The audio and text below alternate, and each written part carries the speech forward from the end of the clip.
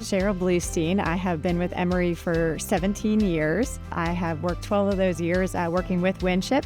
Last September, I took a role as the Senior Vice President of the Cancer Service Line, so 100% dedicated to the work in the Cancer Center. In that role, I'm responsible for improving the patient experience, for our day-to-day operations, for our financial performance, our strategic growth, as well as making sure that we're moving together from a multidisciplinary approach.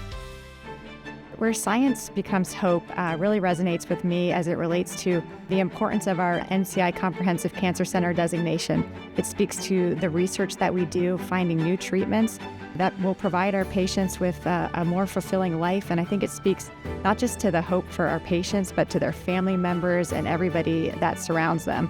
It's really one of the things that makes me so proud to work for Winship, really having that research arm in clinical care as well as education.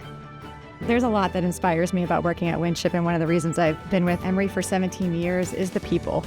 Every day when I walk into Winship Cancer Center, you see people who are 100% dedicated to helping our patients. One example that comes to mind is back in September with Hurricane Helene, we made sure to keep our infusion centers and radiation oncology open for those patients. When I got to Winship at Emory Midtown after the hurricane, I was rounding at the front desk and I encountered Ben, and I asked him, "How was your drive in?" He's like, "Well, I had to leave about 5 a.m. to get here," which is right, when the hurricane was really going to be hitting. And I was like, "Well, thank you for doing that." He's like, "I had to be here for our patients." So I think we have a lot of people just like Ben throughout the entire Winship Cancer Institute. I remember March 8th, 2018, I got a call from my stepdad sharing with me that he'd been diagnosed with pancreatic cancer.